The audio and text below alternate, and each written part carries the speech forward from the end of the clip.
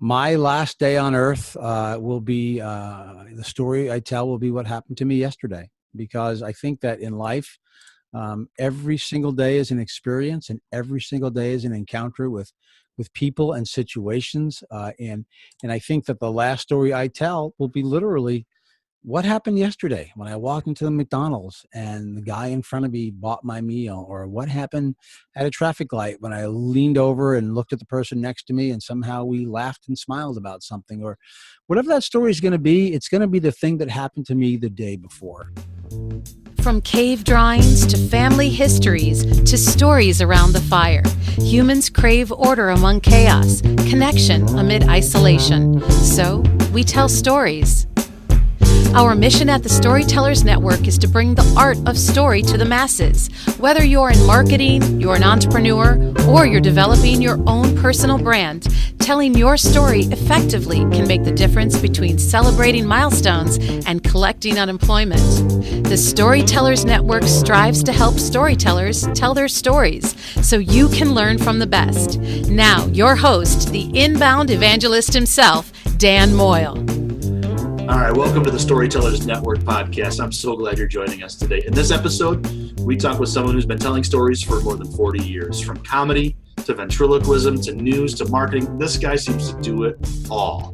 He's currently the president and owner of the boutique media consulting business, Ellie on Wheels Media. He's a good friend of mine, just a good guy. Today, Al Getler shares with the Storytellers Network his storytelling craft, his successes and stumbles. In other words, his story, with some great advice too, by the way. Now, before we get into today's conversation, just a quick reminder to find us online at thestorytellersnetwork.com for more episodes, how to contact us, and for other resources to help you tell your story. If you like what we're doing here, please consider leaving us a review. It helps us reach new storytellers. And thank you to Podcast Pilot and Casterly for supporting this movement. We appreciate all that they've given us. And if you want experts on the podcast world, like how to start your very own podcast, talk to the teams headed up by the legendary Jamie J. and Sarah Parrish. And I have to thank my parents as well, Dick and Sharon, for taking a chance on sponsoring these first few episodes. Thanks, Mom and Dad. Now, let's get to our stories. So, yes, Al, you're joining me today, man. I'm so glad you made time for us today. How are you? Dan, I am well, and it is such an honor to be on here with you. We've known each other for a while, and you're just a great guy, so I'm happy to be part of this project. Well, shucks, I'll send that $5 your way here pretty soon. Absolutely. Yeah, we have known each other for a while. Gosh, in fact, it's funny because we got introduced at an inbound conference event, whatever you want to call it, HubSpot puts on. That's correct.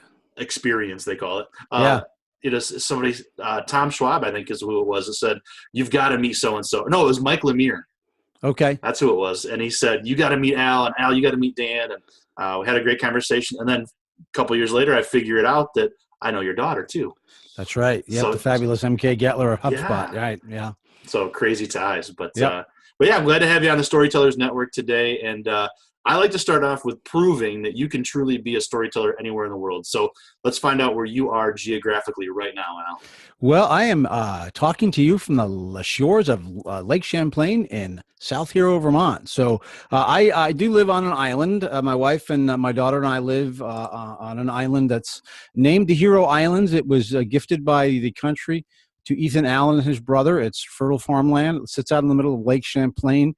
Not everybody's familiar with Lake Champlain. At one point, Senator Patrick Leahy tried to get it named a Great Lake. It's not quite as big as the Great Lakes, but it's a beautiful, beautiful lake. And we live on a bay, and life's good in South Hero, Vermont. Very nice. So that's, I'm guessing, your home office, right? Yeah, I work out of my home office when I'm not traveling. In addition to what you mentioned in the intro, I also work for a newspaper consultancy owned by a fellow named Tim Dillinger, and so I travel quite a bit for Tim as well. That's awesome. So you truly can be a storyteller from anywhere in the world. I truly can. Today you happen to catch me in Vermont. Yeah. So you mentioned newspapers. We talked about Ellie on Wheels, ventriloquism, entertainment, marketing, all this stuff. Have you always considered yourself a storyteller? I have. You know, I go back to when I was a little kid. I grew up in New Jersey, and I was the first kid that was not born in New York City of 5 out of 6 kids. And I consider myself a storyteller because I was around storytellers so often in my life. Even though I grew up on the Jersey side of the George Washington Bridge, I really consider myself a New Yorker because every weekend someone was either, having an anniversary, having a birthday, having a celebration, a christening, a baptism, first communion, being an Irish Catholic family, or even, the ultimate in death, which somehow, the old joke, the difference between an Irish wake and an Irish wedding is one less drunk. So, but no. So I was around all these people who were great storytellers. And so, that's why I think storytelling is just kind of in my blood because of all the relatives and people I was around with storytelling. So, yeah, I think it just comes with the territory for me. So just in your blood, did you recognize that early on, like that label, or is it something that you've kind of grown into, do you think? Well, it's growing into it. So at these family parties, I mean, there were some prolific storytellers, uncles, friends, a family, but especially my dad. My dad was a storyteller. And I often tell people that I was raised on a bar stool. And that sounds kind of horrible and negative. And it really wasn't. It was just kind of the way of life from the New Yorker. My dad was with the neighborhood, tavern, much like I visited Ireland, the neighborhood pub or the town pub is a gathering spot. We spent a lot of time stopping off in neighborhood bars, and in the town I grew up in New Jersey, there was a place called the Lodge, and my dad would say, "Let's go out and buy some 5-penny nails or whatever," and we'd end up at the Lodge for the rest of the day, and my dad would be telling stories and telling jokes, and my dad was actually mayor of our town, even though he did not have a secondary education. In fact, I'm not sure he even got through high school because World War II broke out and he lied about his age and joined the Navy.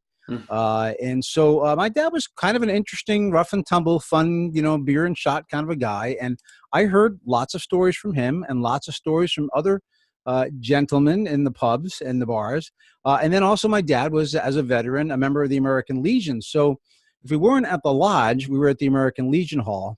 And I sat next to gentlemen who were veterans, who had experienced primarily World War I, World War II, and the Korean War. And I heard their stories, and I was a kid. So, I was propped up next to them, drinking a cherry Coke and hearing these stories. And they didn't quite sound, other than like stories of old men, they didn't sound like anything that I, made a huge impression on me. Until one night, when my wife and I were living in Ohio, we got a babysitter, and we went to see the movie Saving Private Ryan. And the opening sequence of Saving Private Ryan, and it's not a spoiler for anybody who's never seen the movie. If you haven't seen the movie, by the way, folks, you got to see Saving Private Ryan. It's a game changer. But there's this battle on D-Day and the beaches of Normandy, and the tremendous loss of U.S. servicemen. And I watched this in the theater, and the tears started rolling down my cheeks. And I held on to my wife's hand tight because suddenly all those stories that I had heard as a young man sitting on a bar stool in the American Legion Hall came home to roost. I realized that the men and even some ladies that were sitting around me who had served in World War II literally had been through this battle. They were survivors of the beaches of Normandy. And it just hit me like a flood that stories, as often as they might sound like just stories, the realism around stories will get you every time. Isn't that amazing? I for about 4.5, 5 years, worked with World War II veterans and some Korean War vets with the Honor Flight program. And, yes, I've seen that, Dan. Amazing work. Thank you. Well, yeah, thank you very much. The stories they tell that we get to listen to and be a part of. Oh, it's incredible, isn't it? Yeah, it really is. There's talk about storytelling. There's a gentleman, Morley Piper, who was the executive of our New England Newspaper and Press Association, who for years didn't tell his story. He was a first lieutenant, 22 years old, landed on the beaches of Normandy with men underneath him that he had to get through that battle. And if you ever get an opportunity just to YouTube search Morley Piper and hear his story, now that's a story to listen to. Oh, incredible. We'll have to do that. Yeah. So, Al, what is it about storytelling that you love so much? Well, I think that storytelling connects us. Storytelling is something that brings us to a new place. It changes us. it brings us to a point of growth. And, you know, my wife and I, Nancy and I, have always, always, always told our kids stories at bedtime. It's a value that we've had ever since MK, who's now 33, was a little girl. Our middle daughter, Samantha, who now tells stories to her kids. And then our 15-year-old, beautiful little late in life surprise, Jillian, always told stories to them by way of picture books first and then written books. And then with Jillian, even, I went further. I thought, why stop here? I started reading her chapter books at a pretty young age, started with Winnie the Pooh, and worked my way up through books like Wonder, who even she was a preteen when that book came out. We read that together out loud every night at bedtime. And I found that those always brought us closer. We had a lot to talk about as a result of other people's stories. But then one night, we were between books, and I started making up stories and creating characters right there on the spot. And lo and behold, those became her favorite stories, the stories that Dad made up about these characters. And I couldn't remember any of the great details about them, but I can tell you that most of the time they were experiences that I had in my life that I gave to the characters of the stories, and those were indeed her favorite stories. So storytelling to me is just, it's a gift. And when you go back to the fact, you know, why are we so engaged with stories? Well, when you look at society, the Bible, the Quran, the scrolls, whatever religious basis that you have, storytelling is a part of the creation of mankind. Yeah, absolutely. Isn't it funny that they remember those stories, like you said, about the ones you made up? I did the same thing with my oldest. Well, we're a blended family, so I have a daughter and stepdaughter, and my oldest is my biological. And I used to tell her stories, and I just changed the name, Lulu, instead of her name, Ava. But it was experiences from those days or those weeks before she had a memory of stuff. And then Right. the blended family became, instead of Ava and Zoe, it was Lulu and Sophie. Oh, that's so cool. And she's 12 and still asks for them. Tell me a Lulu story, Dad. That's awesome. Like, yeah, That's I love that. Great. That's beautiful. Well, you know, Dan, and I think too that if anybody's a young parent here that's listening, I'm a big advocate of saying, tell your kids stories, read them books, because, our little Jillian's almost going on 15. She's an amazing young woman, an honor student, and I'm not bragging. I'm talking about the power of reading stories and storytelling. I just think it's so key. Yeah. Now, on a professional level, you've been involved with newspapers, with other media, with television, with online content. I mean, you've been everywhere. Ventriloquism in front of stages, in front of not in front of stages, on stages. Right. Sometimes in front too. Sometimes thrown off them. So wherever you can get an audience, right? Right. What is it professionally that you love about that storytelling thing? And as a writer, I mean, so let me go back before I ask the question again. I asked you to be on the show because you're a writer too, mm-hmm. from journalism to online content. Right. So as a writer, storyteller, what professionally moves you with that whole idea?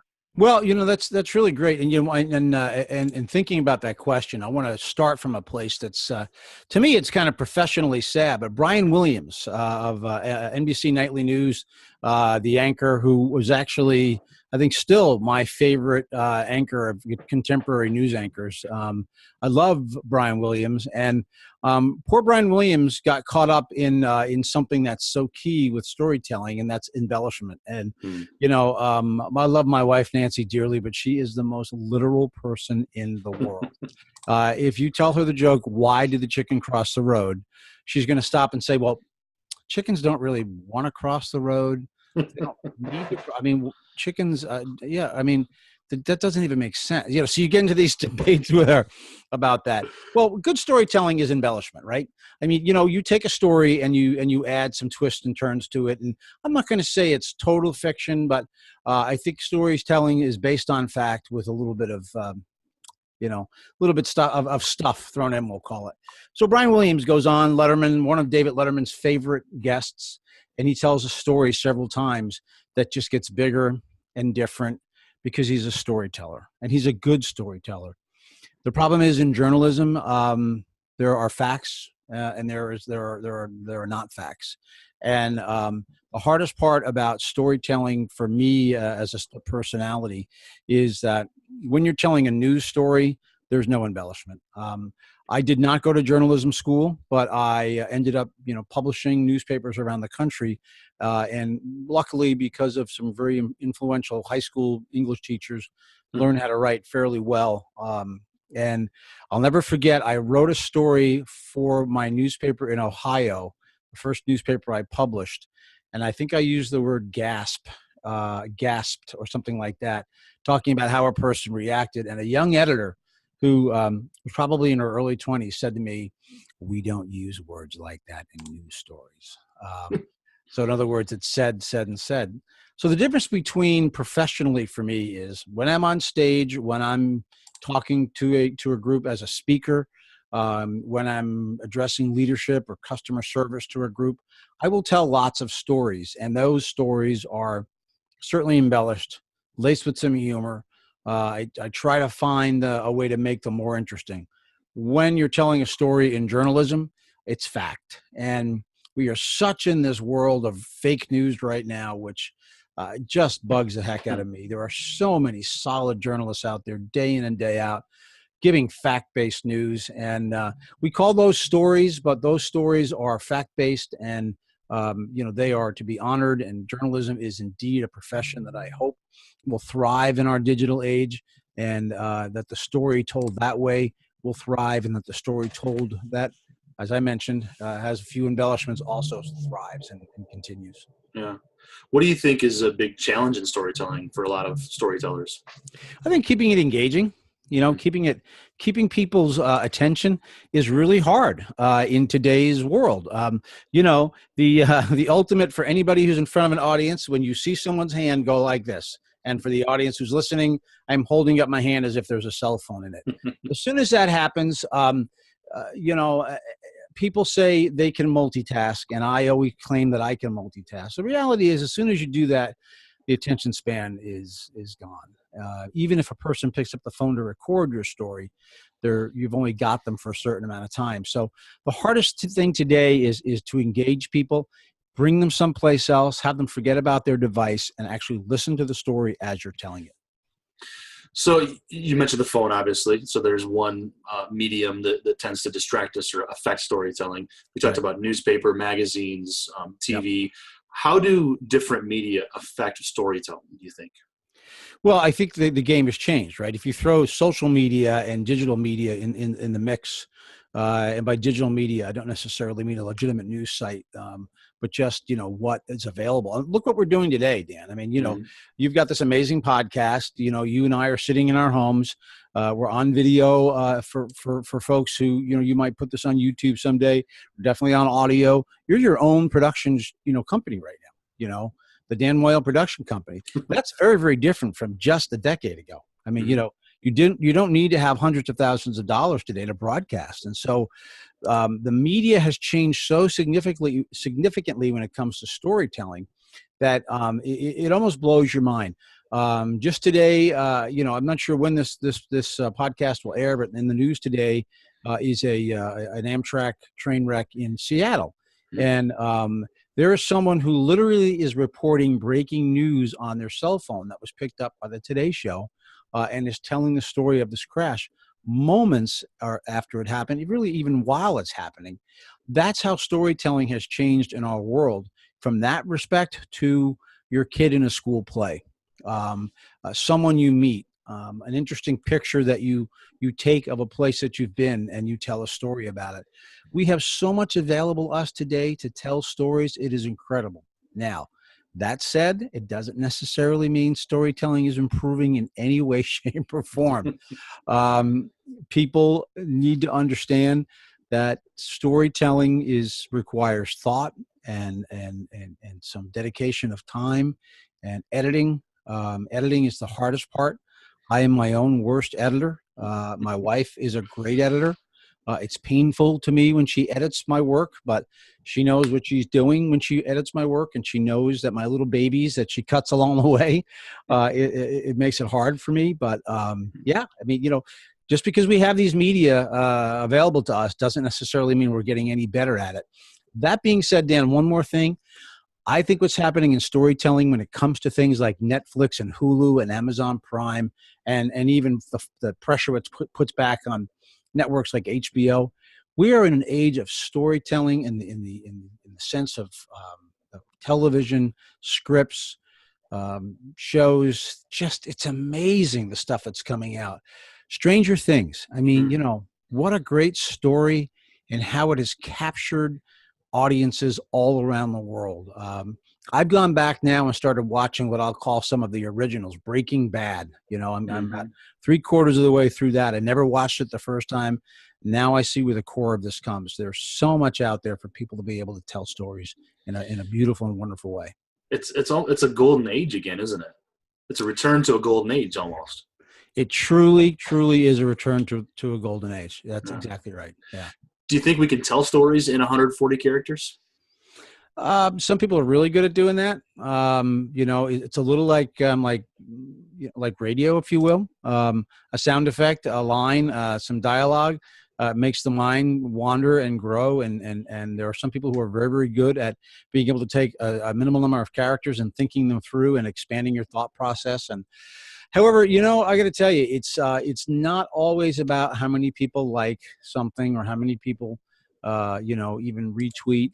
It comes down to the thought leaders certainly do a great job of getting that kind of attention. Some of the best storytellers out there are not known very well, but they're great storytellers nevertheless. Yeah, absolutely.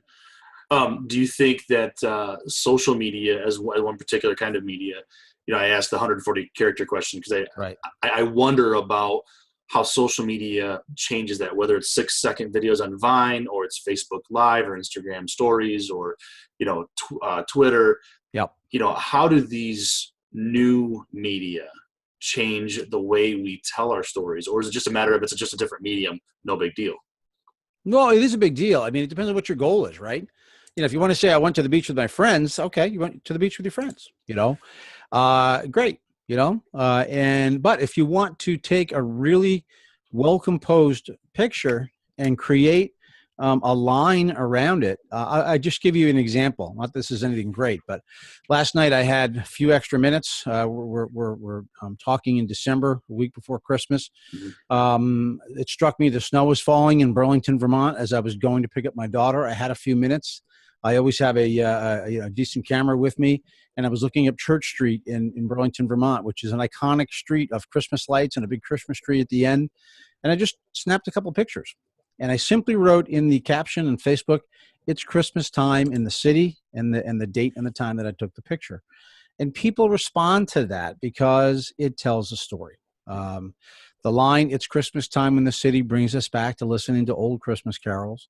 The photograph reflected everything that's in that song. People walking down the street and greeting each other and, carrying packages and the rest. And so it's really how you decide to take the image and the words that you use to tell that story. That's cool. That alone is inspirational, but I want to get to my question about inspiration. As a writer, or as a storyteller in general, do you take inspiration from everywhere? Do you have a particular muse that you lean on? What's your inspiration? My inspiration's life. I mean, period. Someone taught me somewhere along the way, I don't know who it was, but eyes wide open all the time. Hmm. Bottom line. In fact, the more you write, the more your eyes are wide open. When you write, when you commit yourself to writing, and I'm not writing right now as much as I usually do, but when you commit yourself to writing, your eyes immediately start being more attentive to what's around you, and it just allows you to put a filter in your head that takes in fragments of things that happen throughout your day and file them away as you write. So I say to anybody that wants to tell stories, call it journaling, call it writing, but dedicate yourself to just, writing a few words every day, whether it's 100 words, 1,000 words, write, because writing just opens up your mind to what's around you. And depending on what you choose to write on is what's going to open up that kind of portal in your mind, So I write a lot about leadership and customer service, and I pick up quite a bit as I go around my day and understanding what's a story and what's a nugget that I can use somewhere down the road. Yeah, great advice, Al. I love it. So, Al Getler joining us today, writer extraordinaire, entertainer, storyteller.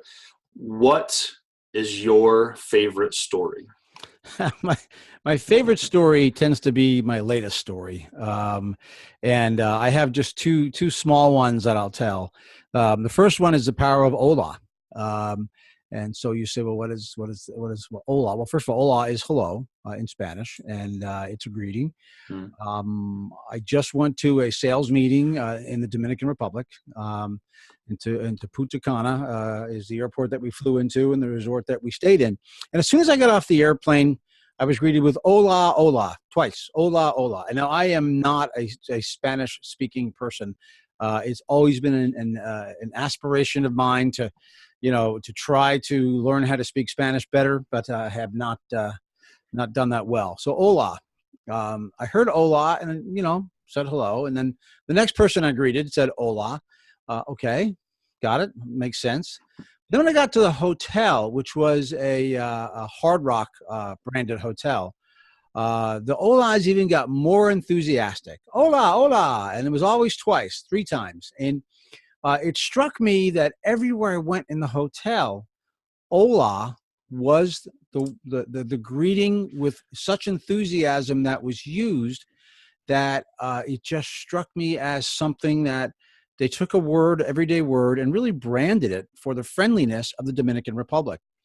And so as the visit went on, being the dad that I am, I like to stay in very close touch with my daughter. I FaceTimed my daughter one night, and I started taking her on a tour of the hotel.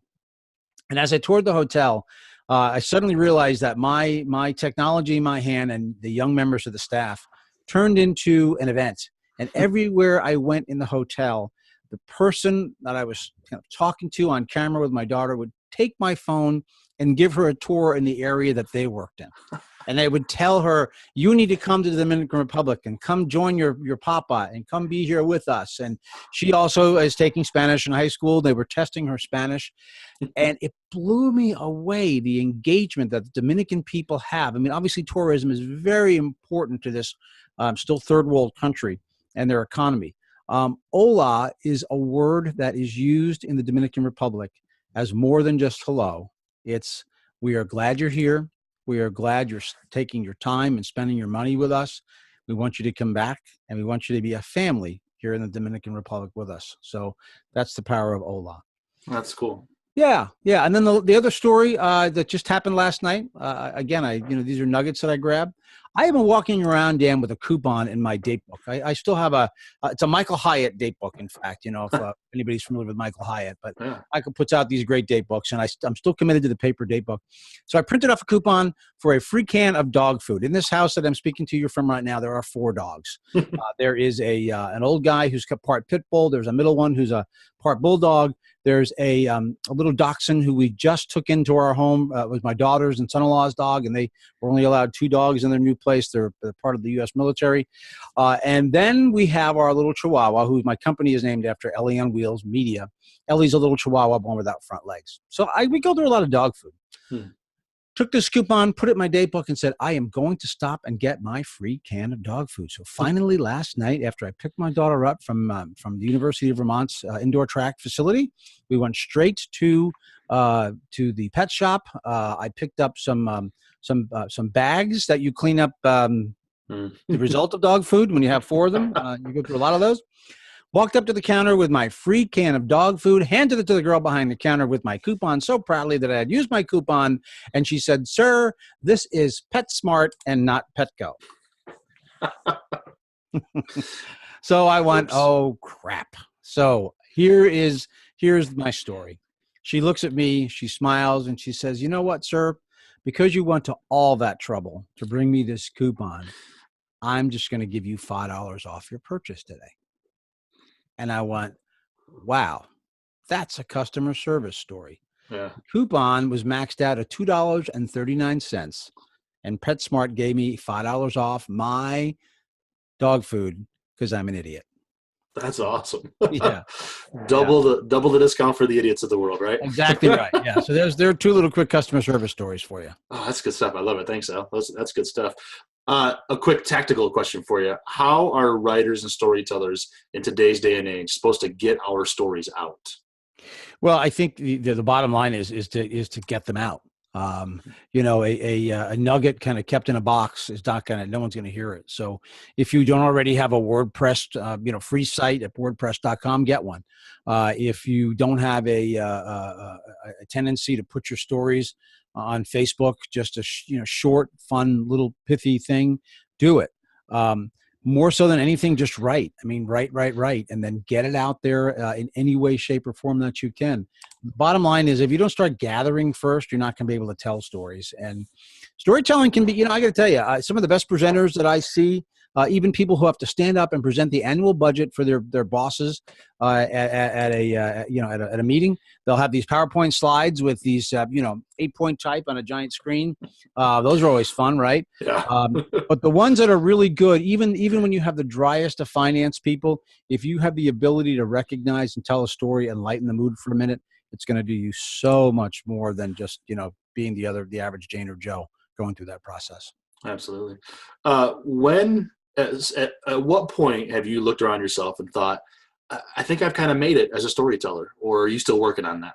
Oh no, I'm still working on that. As you've pointed out in my career, I have done like so many crazy things. It's hard to define myself sometimes, which is also one of the reasons why I think I haven't made it, because I still don't know exactly who I am or what I am. But no, I mean, I think storytelling. I just heard a woman who was a guest on another podcast, and she was a great storyteller, and I went, wow.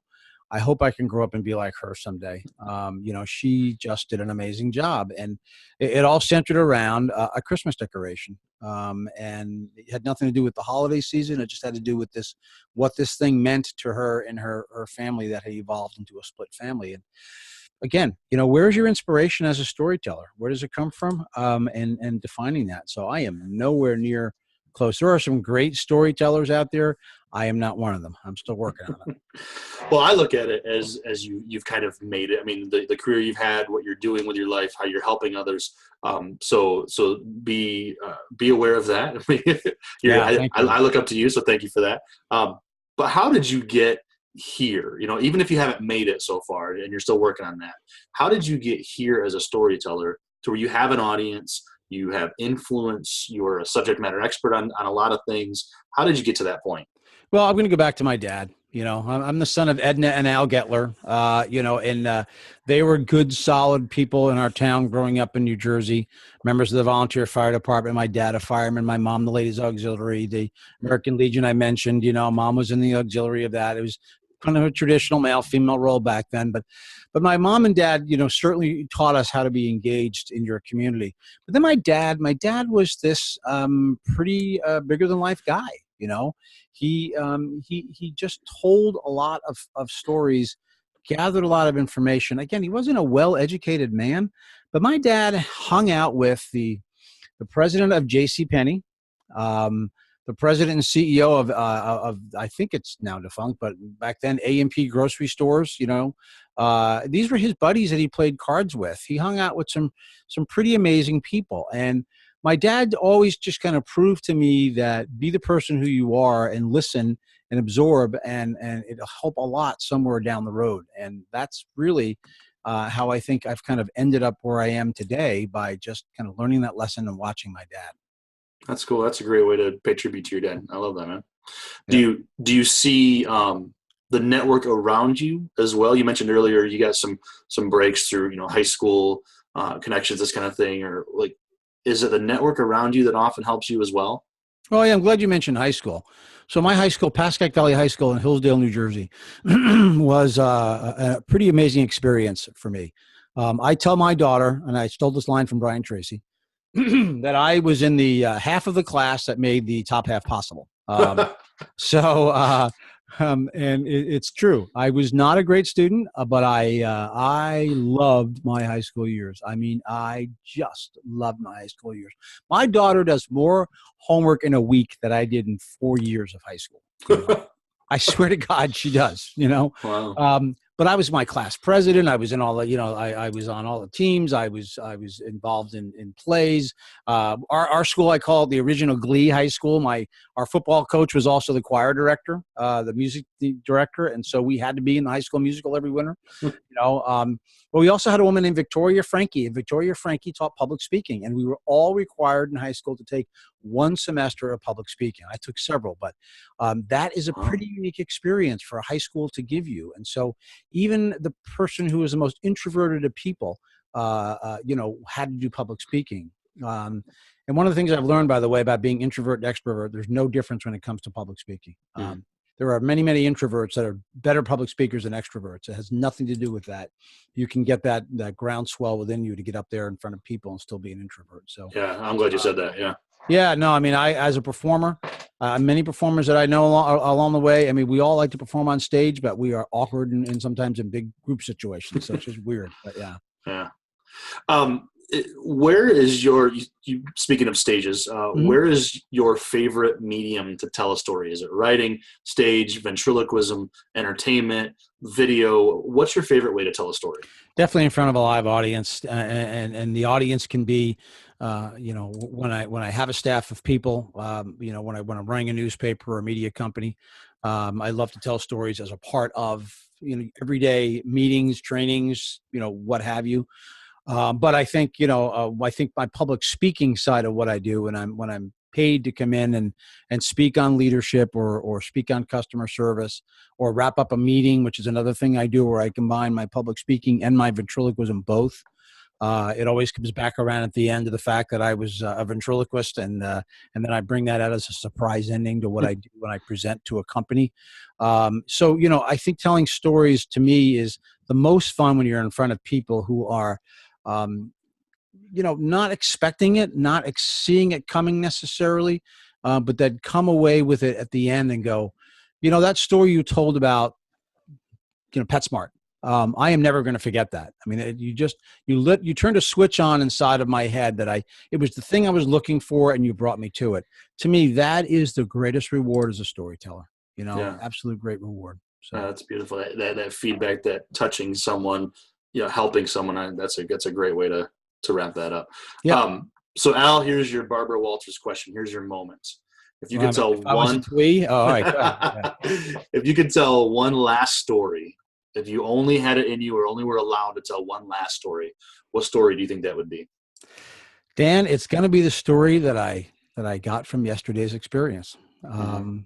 My last day on earth will be the story I tell will be what happened to me yesterday, because I think that in life, every single day is an experience, and every single day is an encounter with people and situations. And I think that the last story I tell will be literally what happened yesterday when I walked into the McDonald's and the guy in front of me bought my meal, or what happened at a traffic light when I leaned over and looked at the person next to me and somehow we laughed and smiled about something, or whatever that story is going to be. It's going to be the thing that happened to me the day before. I often joke that the way I want to go is I want to be 103 and get, shot in the back by a jealous husband jumping out of a woman's bedroom window. I know I stole that from somebody too. I just can't remember who, but yeah. But the point is that life is about living, and your stories should be evolving every single day. And if you keep your eyes wide open, you're going to have a story from yesterday that you can tell today. A story from yesterday you can tell today. I love that, Al. That's beautiful. Yep. Very cool. Where can people find your stories? Real easy. AlGetler.com, ALGETLER.com. I have my blog there, information about me. I'm just about to do a little bit of an overhaul on a few things. So you might see an under construction sign every now and then, but I am there. You can reach out to me. My email's easy. It's al@algetler.com. By all means, email me. I will answer every email. And I'd love to see you on my website and sign up for my newsletter. Excellent. Well, thanks for your time today, Al. It's been great hearing your story, man. Dan, you're a good man, and I know we christened you a member of the Getler family, a few weeks ago via a Facebook comment, and we mean that. So you are always welcome at a Getler gathering. I appreciate it very much. Yeah, thanks. So thank you so much to our guest, Al Getler, for being on the show with us. great advice, great stories, and just a beautiful conversations. Be sure to visit Al online, which you can find links to in our show notes. And if you enjoyed this episode, please consider sharing it all over the place. Twitter, Facebook, Instagram, LinkedIn, email, text, Snapchat. I don't care where you share it. Just share it. We appreciate that. And if you want to leave us a review, we'd also very much appreciate that. It helps us reach new visitors. So there you go. A big thank you to our partners here at the Storytellers Network. We appreciate all the support here. Thanks to my parents, Dick and Sharon, for taking a chance on me and sponsoring these first few episodes. And also to our professional partners at Casterly and Podcast Pilot, thank you. Thanks for making the world of podcasts a better place. Jamie J. and Sarah Parrish, the rest of the team are terrific humans, and you'll be better off knowing them. Without their support, the Storytellers Network would be just a dream. So until next time, here's to telling our stories and having stories to tell. Cheers.